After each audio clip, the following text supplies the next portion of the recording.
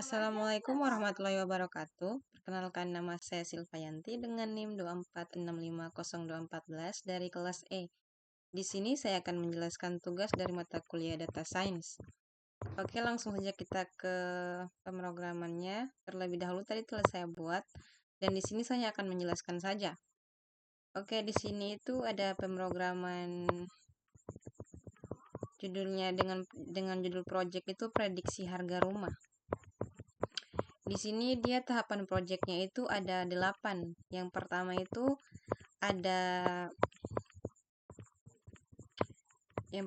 ada pengumpulan dataset, yang kedua data cleaning, yang ketiga exploratory data analysis atau EDA, yang keempat visualisasi data, yang kelima pemilihan metode machine learning, yang keenam training model, ketujuh evaluasi model, dan yang kedelapan itu ada kesimpulan. Oke. Di sini saya sudah terlebih dahulu membuat programnya dan di sini saya telah merancangkannya dan hasilnya itu seperti ini.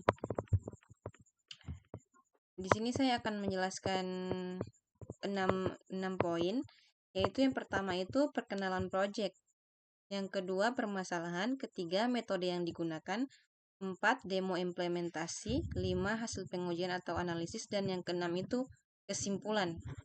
Oke, langsung saja ke poin yang pertama, yaitu perkenalan project. Project ini berjudul prediksi harga rumah dan dibuat untuk mata kuliah data science. Tujuannya adalah membangun sistem berbasis machine learning yang dapat memperkirakan harga rumah secara otomatis berdasarkan beberapa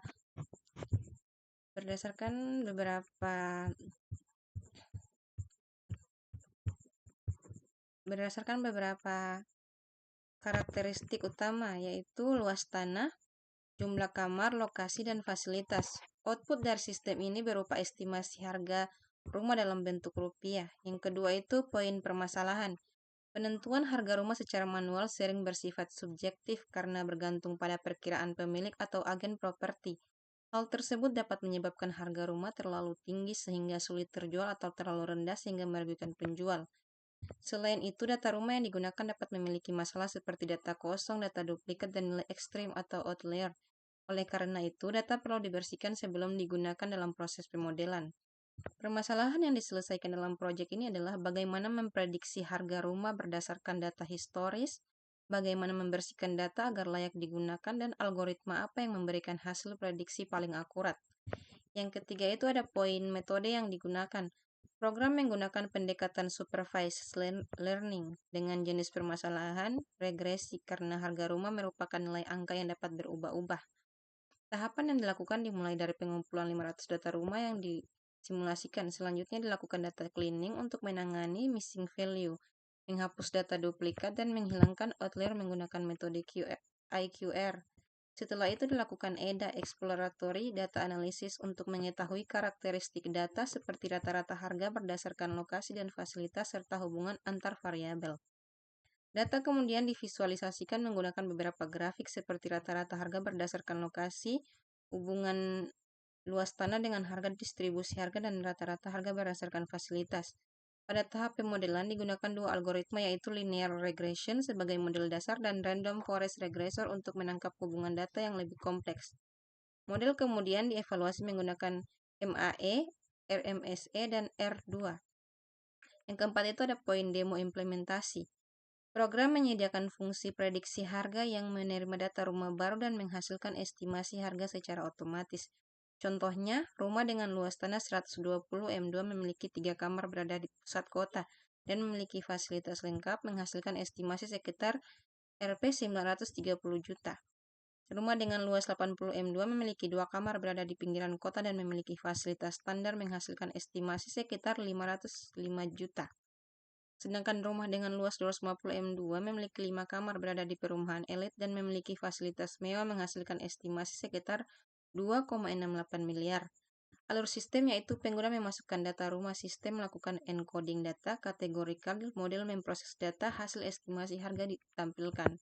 Yang kelima itu ada hasil pengujian atau analisis. Berdasarkan hasil pengujian pada data uji sebesar 20% linear regression menghasilkan MAE sekitar Rp 152,8 juta, RMSE sekitar Rp 199,8 juta, dan R2 sebesar 0,934. Sementara itu, Random Forest Regressor menghasilkan MAE sekitar Rp 138,3 juta, RMSE sekitar Rp 190,2 juta, dan R2 sebesar 0,940. Dari hasil tersebut, Random Forest Regressor dipilih sebagai model terbaik karena memiliki nilai error yang lebih rendah dan R2 yang lebih tinggi. Nilai R2 sekitar 0,94 menunjukkan bahwa model mampu menjelaskan sekitar 94% variasi harga rumah pada data pengujian. Hasil EDA juga menunjukkan bahwa luas tanah memiliki hubungan paling kuat dengan harga rumah dengan korelasi sekitar 0,85. Selain itu, lokasi strategis dan fasilitas premium juga memberikan pengaruh terhadap peningkatan harga. Yang keenam, ada kesimpulan. Berdasarkan hasil pengujian, Random Forest Regressor lebih unggul dibandingkan Linear Regression karena mampu menangkap hubungan yang lebih kompleks antara karakteristik rumah dan harga. Proses data cleaning juga penting dilakukan untuk mengurangi kesalahan dan meningkatkan kualitas data sebelum digunakan dalam pemodelan. Sistem ini dapat digunakan sebagai alat bantu untuk memberikan estimasi harga rumah secara lebih objektif, baik bagi penjual, pembeli, maupun agen properti, namun sistem ini bukan pengganti penilaian dari ahli properti. Untuk pengembangan selanjutnya, sistem dapat menggunakan data rumah nyata dan menambahkan variabel seperti usia bangunan, kondisi rumah, akses transportasi, fasilitas sekitar, dan kondisi lingkungan agar hasil prediksi menjadi lebih akurat. Oke, mungkin itu saja penjelasan singkat dari tugas saya. Lebih dan kurangnya mohon dimaafkan. Wabillahi taufiq wal hidayah. Wassalamualaikum warahmatullahi wabarakatuh.